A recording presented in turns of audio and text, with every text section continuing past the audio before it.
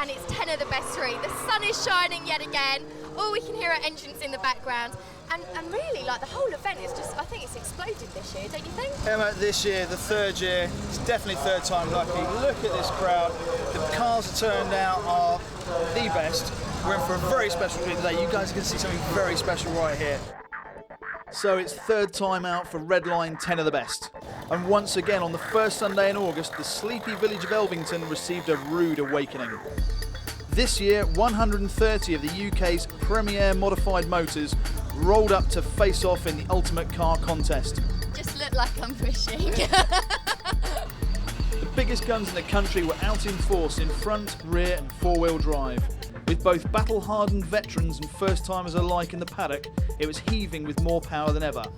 Totalling an estimated 60,000 brake horsepower between them, that's an average of 460 brake horsepower per car.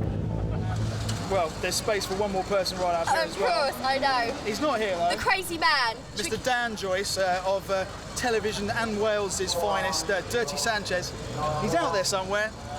Call with us now, call with us. Dan? Dan, where are you, Dan? Does anyone know who's got any nitrous around here? Around here? Yeah. No, I want some to do. Yeah, some laughing gas. Right, and here's what's coming up.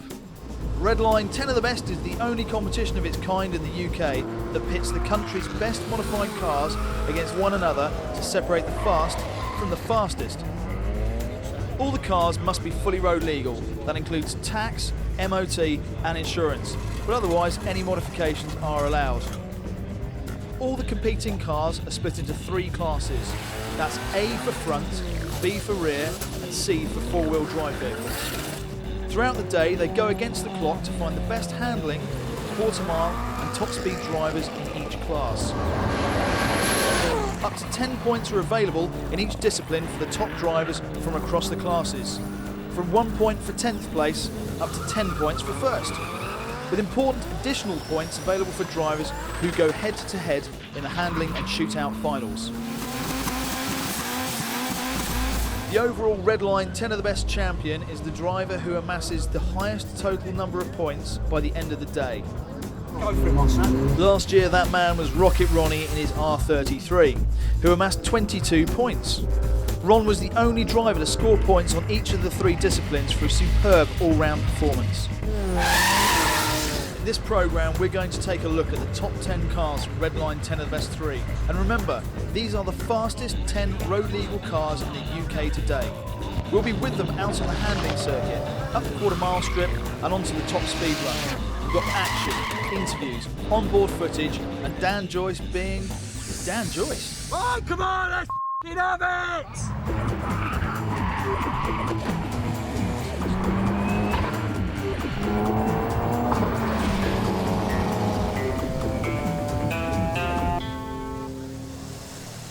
Sporting an Evo 400 Turbo, the 450 brake horsepower Evo 5 RS of Jeff Bream Stokes from Tuners CFX UK took 3rd place overall in the handling discipline. Jeff was one of the many Evo drivers to make his mark out on the circuit with a succession of ever faster runs, with a lap time of 37.53 seconds, gaining 8 points and putting him in joint 9th. He also managed a 12.33 second quarter mile, terminating at 103 miles per hour, with a top speed run of 155.4 miles per hour.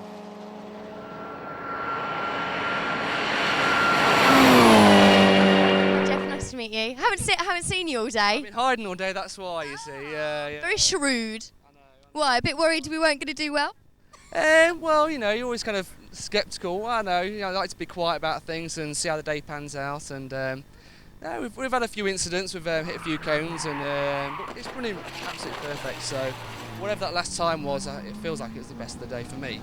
So whether it's good enough, we'll have to wait and see. It's got to be the quickest of the day. I hope so. What do you think the formula's been for you this year? Preparation, it's actual time in the car. I mean, this car was finished like Christmas time, so we spent the majority of the year doing sprint racing, and putting time in the driver's seat. I mean, it's not the best package here, there's better cars here, but I spent so much time in the car driving it. It's an Evo 5 RS, so it's a slightly lighter weight version out of the box from Mitsubishi. It came over from Japan and spent all its life racing. Various owners, I'm the latest, had it about a year. Since I bought it, we've had a whole new engine, new turbo, new gearbox, new fueling, new ECU. You know, we just spent so much time on the car and too much bloody money, to be honest. But it's all good fun.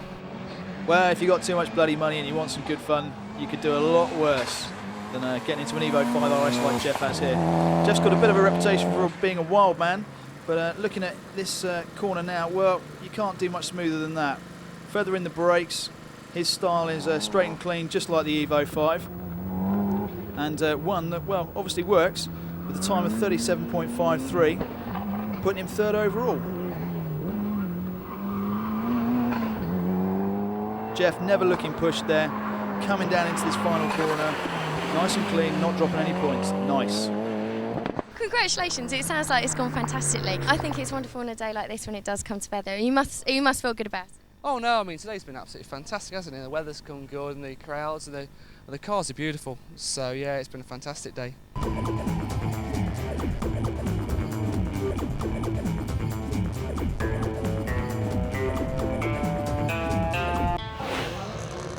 Here we are at the 10 of the best competition. I want to liven things up a bit. I want to have a bit of a laugh. I want to try some nitrous to do. Excuse me, guys. I don't know if anyone could help me. Does anyone know who's got a bottle of nitrous oxide? So I fancy a bit of a laugh.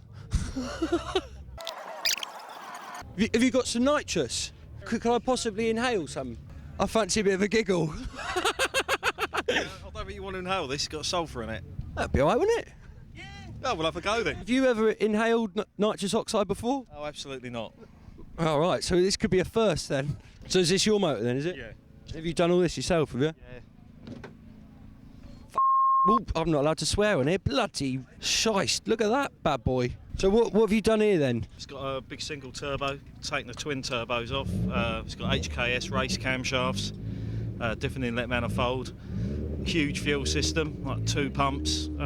It's got huge injectors, different ECU, different boost controller. So about 640 horsepower at the back wheels.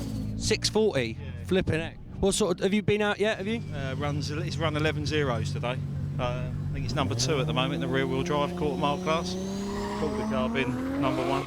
There could be some celebrations for you tonight then? Could be, if you don't use all my nitrous. Flipping heck. That's got to go in my gob. We ready to rock? Go on.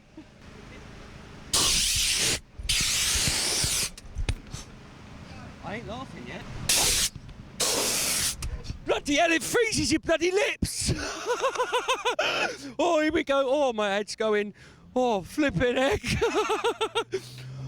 Oh, it. I'm not laughing though. Yeah, that's why it's called laughing gas, 'cause it makes you look so bloody stupid.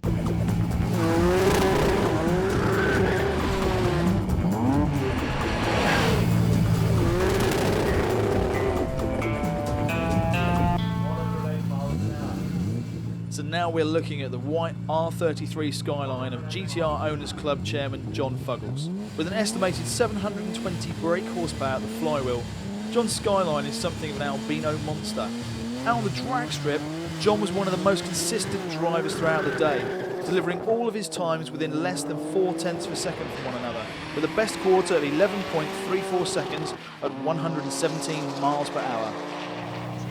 John's car might look a bit plain compared to some of the machinery in the pits, but it's one of the best cars here today. That's why it's 10 of the best. John hitting just shy of 190 miles per hour with a top speed of 189.9, putting him in the 3rd spot overall for the top speed discipline with a total of 8 points.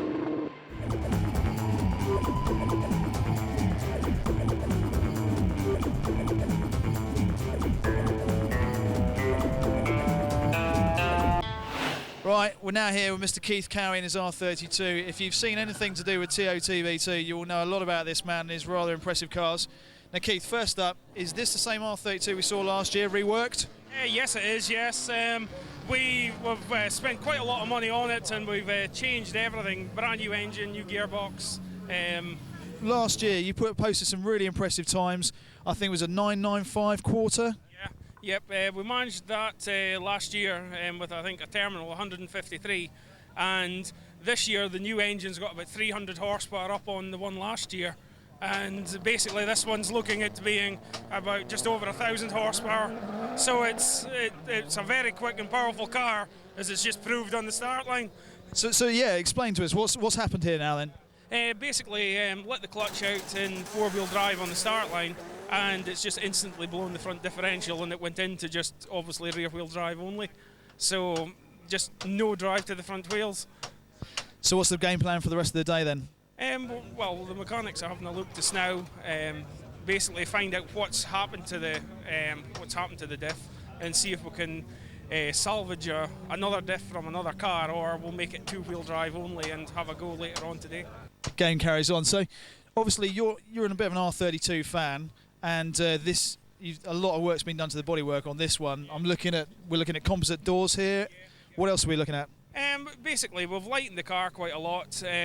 We've changed the four-wheel drive system to a mechanical system rather than electronics, and basically just a whole new engine concept. And the Keith, new engine concept. Come on. Basically, well, the engine let go last year at Santa Pod last October, and basically the car was worthless without an engine, so it was a case of spend a bit of money, and again, we got a bit of help from Japan on what to go for, and basically just put a big parts order out to Japan, and again bought the parts that was required to make an awesome engine, because there's no point doing half a job. That's about it. The king of underestimation, I seem to remember from last year as well. So what is it about this event for you? Is it the top speed, the quarters, or maybe the handling? Yeah, well, the handling's not really an issue. I just want to do well in the quarter mile, and obviously the top speed is quite good as well. With the car converted to two-wheel drive, Keith was back out fighting, but with only rear-wheel drive, the Skyline struggled to get traction. Wheels spinning in all first four gears, denying Keith the chance to get the results he rightly deserved. Despite the devastating loss, Keith was still able to take 6th place overall in the top speed.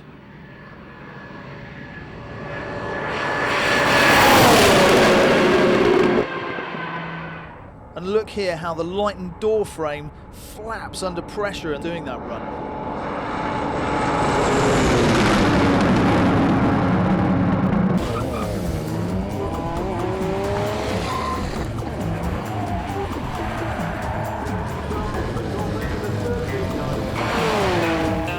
Peter's self-modified Skyline pushes out 500 brake horsepower at the wheels, equating to around 640 brake at the flywheel. Peter was a machine out on the quarter miles, running 7 consecutive 11-second runs before managing to squeeze out that extra bit of performance on his 8th and final run. He clocked a 10.87 at 113 miles per hour to take 8th place overall in the quarters. Out on the handling circuit, Peter did struggle though. The big Skyline might post some impressive times on the quarter mile and then on to the top speed, but out here, with that big power, he was really struggling on the corners. Having to back off, take it easy, then try and plant the power down wherever he could to put in a respectable time. Picking his way carefully around, you can see he's really trying hard to hold on to it, and only just handling it on occasions. But hey, that's 10 of the best, and no one ever said it was going to be easy, eh?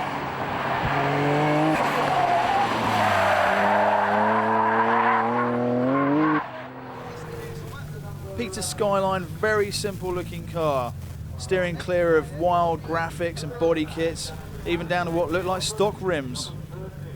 The stickers on the back kind of give it away though. OS Gicken, they make diffs, don't they? So there's Kevin Huntley in the MV Performance Super alongside him. 4-wheel drive against 2-wheel drive. Slight stutter off the line there for Peter. The dominance of 4-wheel drive throughout 10 of the best is best demonstrated here. Look at that for traction. Out on the top speed run, Peter pushed the R33 into 5th place with a speed of 187.8 miles per hour, giving him 6 points. With the 3 points from the quarter-mile competition, that gave him 9 in total.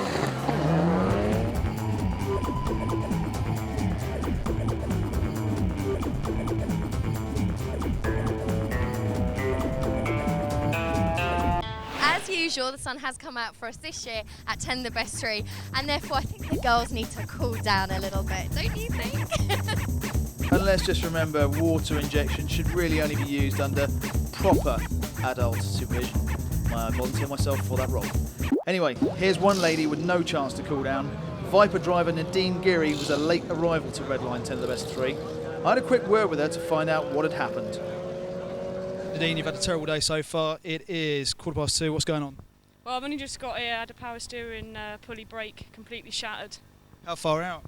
About a couple of hours away from here this morning. We were making really good time and it broke, it just completely shattered. I went under a bridge, gave it a little blip, like you do under bridges. Absolutely, yeah. And next thing I knew, lost all the power and lost my steering and ended up on the side of the road pretty quick. Broken pulley, completely trashed. And one of the other Viper owners, Mitch, in the club kindly let me raid his car, got towed.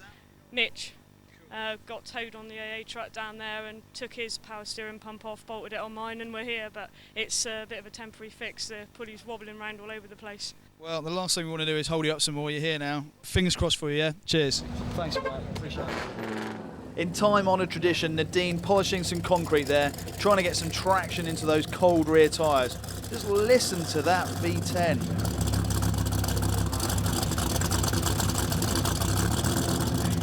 Watch Nadine's technique to get off the line here. Totally different from the front-wheel drive turbo Fiesta. She rolls it off the line, then gives it some stick. Get the tyres moving, get some traction, then go for the power. Despite only having the chance to go out once, Nadine still pushed the 8-litre blue and white GTS to a 12:38 second quarter, carrying on up the runway to 172.9 miles per hour. And have a look at this. What must surely be the hardest pigeon on the planet, playing chicken with Nadine's Viper.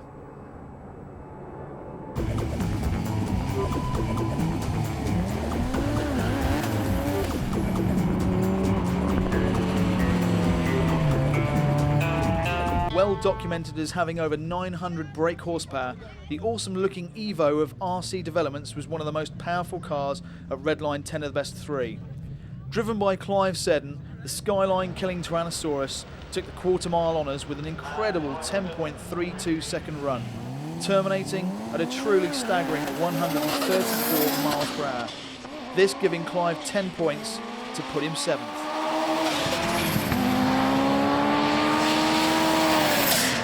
I look around at these cars, you know, and most cars have the exhaust at the back.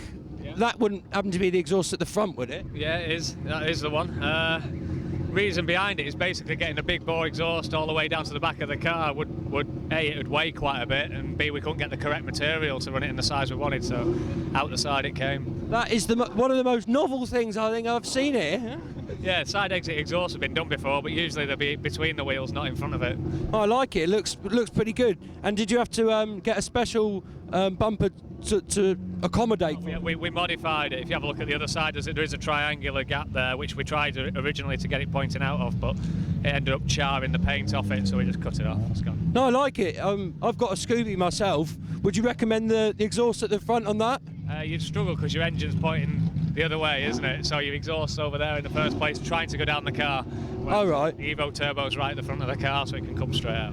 Is it a different noise because it's such a short exhaust? Yeah, we struggle on decibels at track days and stuff, but obviously today there's no restrictions. And due to that exhaust, we can now listen to that exquisite tone.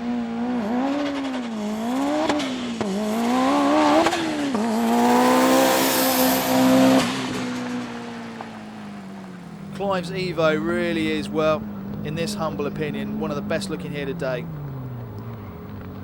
Although, you can't be too happy about that, can you, Clive? Obviously, Clive's struggling a little bit on the course, but that's what 10 of the best is all about. Trying the cars on 3 different disciplines really does show up the best all-rounders. Clive posting a very respectable 41.87 second run, which would beat most of the rear-wheel drive cars, but unfortunately in his own group he was a little way down the board.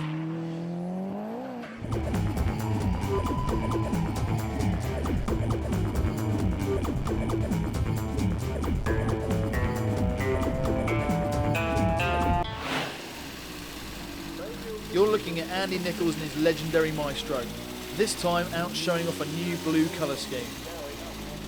As is traditional, Andy once again set the fastest quarter mile in the front wheel drive class with a time of 12.08 seconds and a terminal speed of 121 miles per hour. Fueling, nitrous, turbo, tyres, you name it, I've had a play. It's been like that for the last month, I'm afraid, trying to get stuff sorted, but hopefully we'll be there now. Yeah, absolutely. So how were you on the handling? Third, I think. I had 1 lap, but I run out of time. I tried to get an 11 on the strip to be the first one in the 11s UK, but I run out of time on that as well.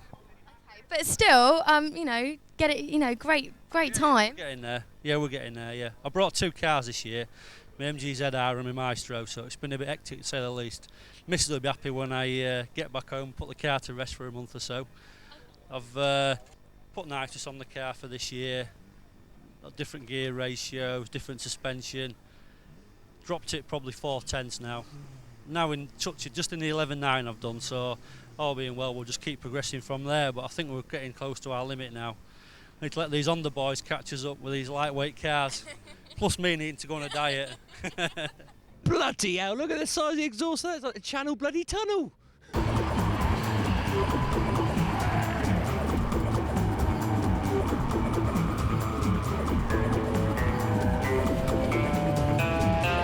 So here we are with last year's handling shootout winner Jason Hilbert in his Evo 4. Out on the quarter mile, he posts a very respectable 12.13 at 106 miles per hour. But it's on the handling circuit where he really shows the competition what it's all about. Just look at that boost gauge yo-yoing up and down. Jason took fastest lap during the day with a time of 37.43 seconds. Just look at his style, pushing the Evo right to the edge. None of that namby-pamby feeding the steering wheel through your hand stuff around here, Mr. Driving Instructor. Sit back and watch this.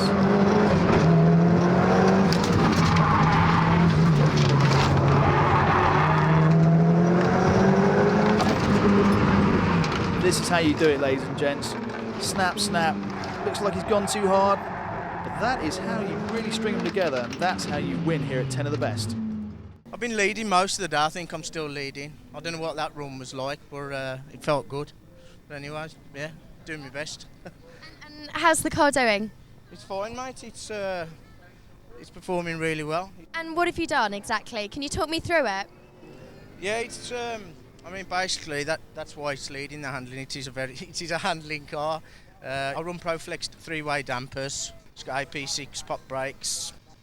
Tarmac springs. It's basically set up for like tarmac spec car. It is a very good handling car. It's not the powerfulest car here by a far way, but it certainly does the business on the handling circuit. Yeah. Can we have a look at the tyres?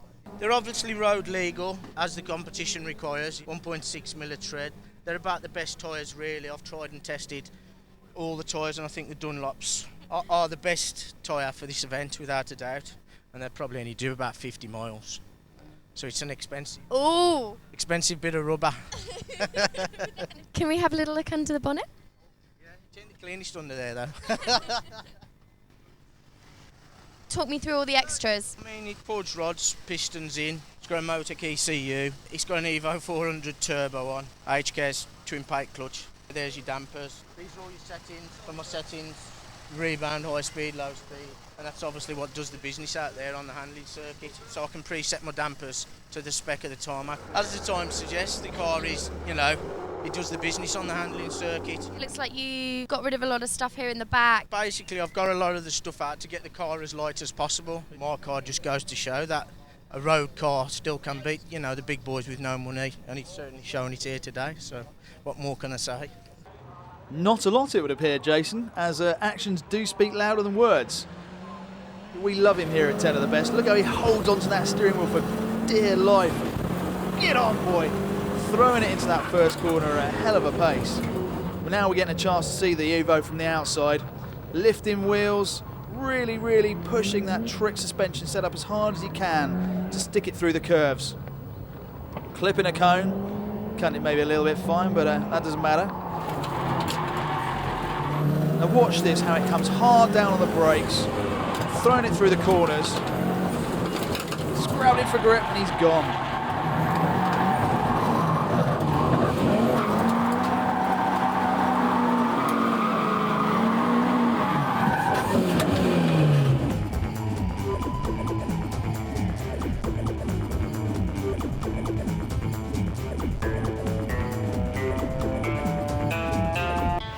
So as usual, with 10 of the best, we've got a wide variety of vehicles here, and Mr. Stephen Tate has brought along this rather gorgeous Ultima for us to look at. So firstly, Stephen, for the guys and girls at home, what exactly is it? It's a kit car from a company in Leicester, Ted Marlow owns company.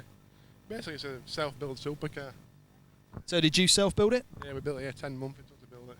Excellent. And is that 10 months solid, 10 months weekends, evenings? No, solid. Solid? Good God, man. Excellent. So let's walk round towards the engine, then we'll have a quick look at that, shall we?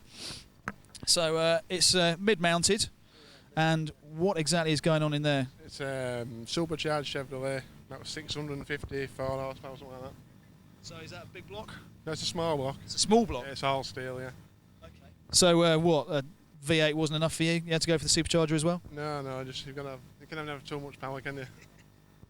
He's quite right, you know.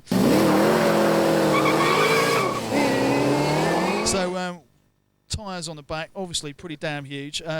What's traction like in this? You've got 600 plus brake horsepower. Set off in second gear, can't use full power till about 1/8 of a mile. So the supercharger, is it boosting from low down, or? Well, on idle it's got boost. So it's coming straight up. So what made you decide to go for this then over, presumably you've got a lot of money tucked up in this, you could have gone for a lot of other stuff. What is it about the Ultima that floats your boat? Don't go like this. Nothing else? No, nothing else.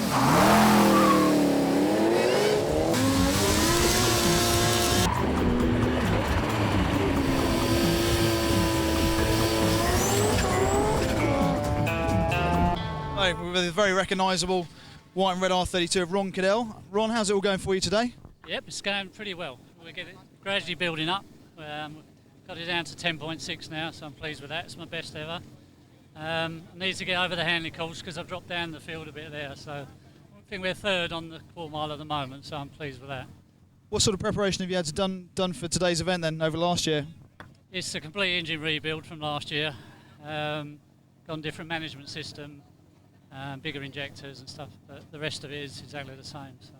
Ron, you seem cool as a cucumber. Is that a bit of a front? No. I've been racing for years, so I tend to take it's the way I just feel right when I'm doing it. So pleased with the car. As long as it keeps going, then I'm happy. Last year, Ron took third place overall with 17 points after coming second in the handling and third on the quarter mile. This time out, Ron placed third on the quarter, so combined with being the drag shootout winner, he amassed 11 points to place him joint fifth overall.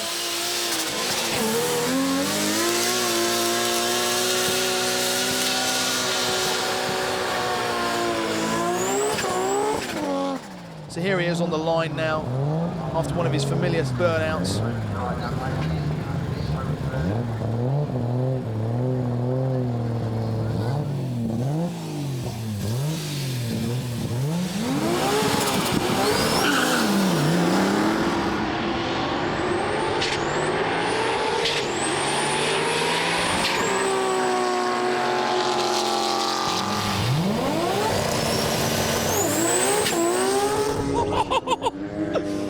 Oh, brilliant. I can't wait to have a go at this. Joycey on the drag strip. Time to take cover, folks. Yeah, if anyone needs me, man, I'm just I need some Bream time, okay? I'll be of a trailer. How's the car doing? Yes, not bad at all. And I've just done a top speed and survived it, which I didn't last year. So it's looking good. The car survived it, or your nerves survived it? No, the car survived it, where it didn't last year. So. beautiful looking engine. Will you talk me through it a little bit? Try to. It's 2.6. It's about 7, I think it was dynoed about 720 horsepower, which is a bit more than last year again. But it's a different management system and a better cooling system, which was the problem I had last year with the heat. So it's a freshly built engine from last year, so it's surviving at the moment, so we're doing well.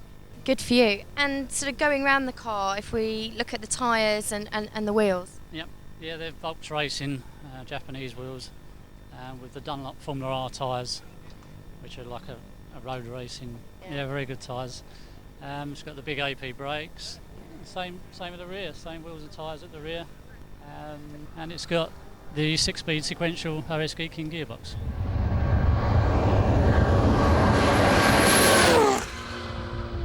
We're not looking at a standard car now, really. No, but it is are a we? road car. It's not, no, but it is still a road car. It's totally road legal. I drive it on the road, so that's what this event's all about. Very much so. And do you Drove it here as well. You did drive it here? 250 miles I drove it here, and hopefully I'll drive it back.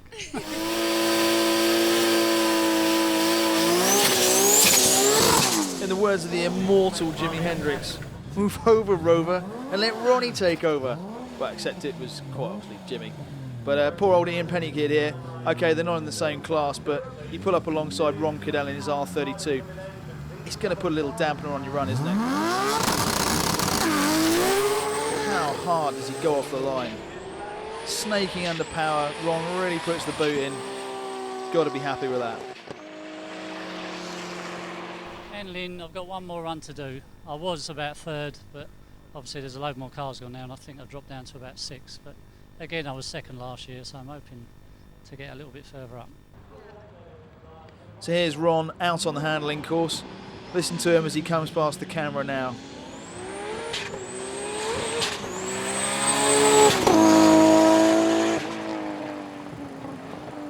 The Skyline, some of the bigger cars here today, but Ron's R32 is pretty compact as the Skylines go, so it gives him a good shot at the handling course. You can see that big old back end trying to come round on him there though.